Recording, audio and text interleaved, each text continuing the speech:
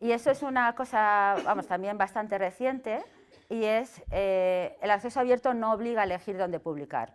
Es decir, aunque haya mandatos, es decir, tú tienes que publicar en una revista, que no es mandato obligatorio, o sea, te dicen, te instamos a que utilices una revista de acceso abierto. Está muy bien, pero si no dispones de ella, pues publica donde quieras y luego deposita una copia en tu repositorio.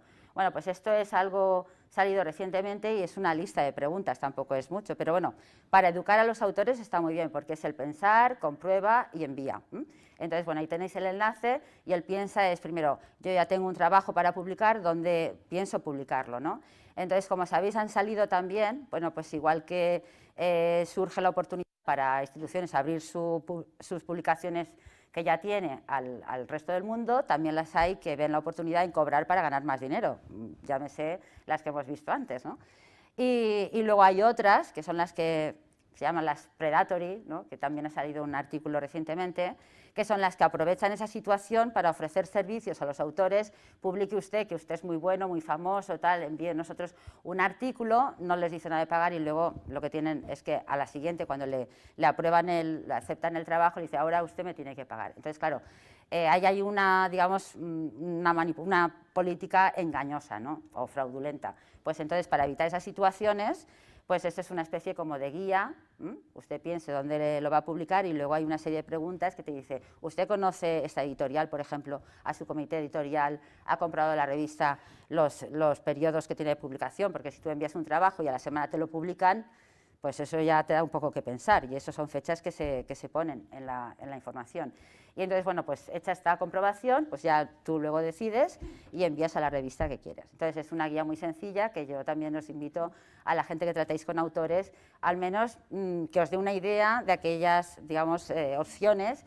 O, por ejemplo, en el caso de que tengan que publicar en acceso abierto, usted sabe si esta revista puede publicar en acceso abierto, compruebe primero las condiciones para ello, si tiene que pagar, si no tiene que pagar, si tiene licencias luego, etcétera. Entonces, bueno, también es bastante reciente y muy sencillito, ¿eh? Yo creo que además es muy visual, también os la recomiendo.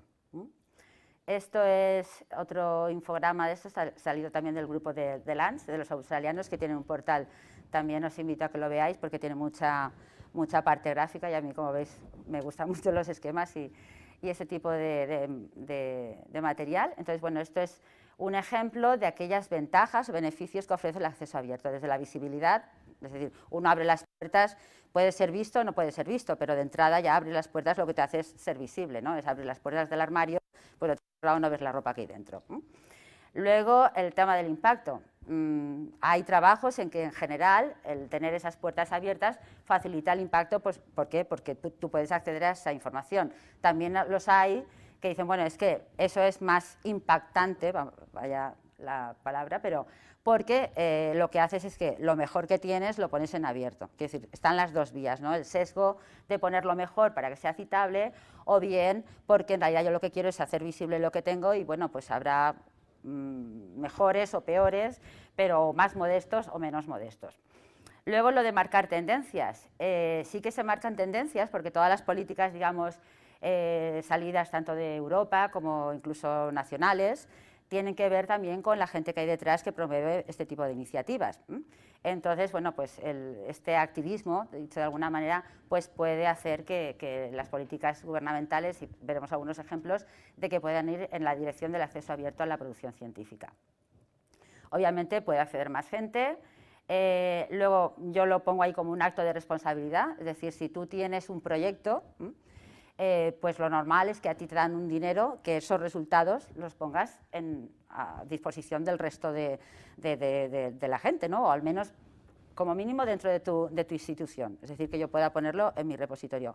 Pues no ocurre así. O sea, tú publicas una revista en la cual los derechos están restringidos y no puedes hacer uso legal de ese material. Entonces, yo creo que es un compromiso con tu institución o quien paga la investigación. Obviamente, si se habla de retorno de inversión, y ya veréis que luego al final os he puesto unas cifras, ese retorno de inversión no solamente en el mundo académico, hay profesionales que hacen uso de la investigación y no hacen investigación, llámese médicos, también hay empresas por ejemplo, yo vengo del mundo de la tecnología de alimentos, entonces hay empresas que están suscritos a revistas, pero cada vez los precios son muy altos, o comprar una copia de un artículo pues son $30, y si tienes que comprar al año, pues no sé, los que sean, supone un gran esfuerzo, ¿no? Entonces, bueno, pues ese retorno de la inversión, que pueda ser el acceso abierto a través de los repositorios o de otra forma, pues supone una reinversión, digamos, socioeconómica importante para el país o la propia institución. Y obviamente pues rompe barreras. Si tiene acceso todo el mundo, pues habrá zonas más pobres, más ricas, unas que se lo puedan permitir y otras que no. Bueno, yo voy hablando, luego va a haber turno de preguntas, pero si alguien quiere interrumpir o hacer algún comentario, pues sabéis que lo podéis hacer.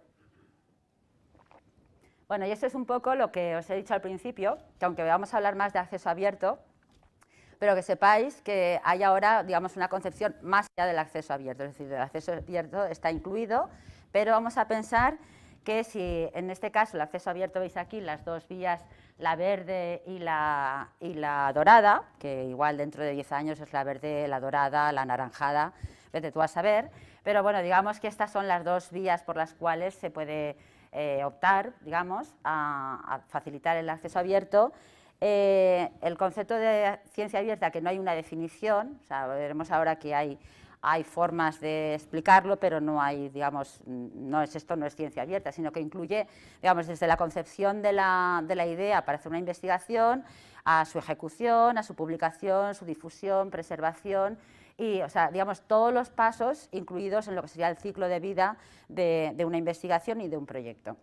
Entonces, si bien el acceso abierto, aquí lo pone como un acto que es como casi una lectura, es decir, o voy por esta vía o voy por la otra, pero no se admite, digamos, discusión posible. En cambio, en la ciencia abierta sí que admite discusión, en el sentido que puede ser incluso más dialéctica, porque hay más vías, y hay dentro del proceso desde la idea hasta la preservación y la difusión, hay diferentes pasos que los vamos a ver, en donde esa apertura no solamente llega al producto final, que sería el artículo o los datos, sino que son todo el proceso que incluye esa investigación. Entonces, yo os he puesto algunas definiciones sacadas de algunos medios, pues unos hablan de medios, es decir, la ciencia en abierto, que digamos, es un término así como un poco etéreo, por decirlo de alguna manera, ofrece herramientas. Es cierto que ofrece herramientas, por ejemplo, pues tener un repositorio de datos es una herramienta para quien quiere facilitar los datos en abierto. ¿Qué ocurre? Que eso también da una transparencia, igual que poner tus publicaciones en abierto. Y sobre todo en el tema de datos, el tema de la reproducibilidad. Hay gente que es muy reacia, si ya es reacia a participar en el acceso abierto, en los datos puede ser bastante reacia. ¿Por qué? Porque los datos es realmente donde se ve, o sea, el dato crudo, bien observacional o bien sacado de la experimentación o derivado de modelos de simulación, lo que sea. En cuanto tú ves los datos, ves si realmente aquello es reproducible, si pueden ser incluso datos inventados. Eso existe, el fraude en la ciencia también existe. O sea, aquí no somos todos ni buenos ni malos, pero existen, como somos personas, pues expuestos a posibles casos de fraude que además están documentados sobre todo en la web.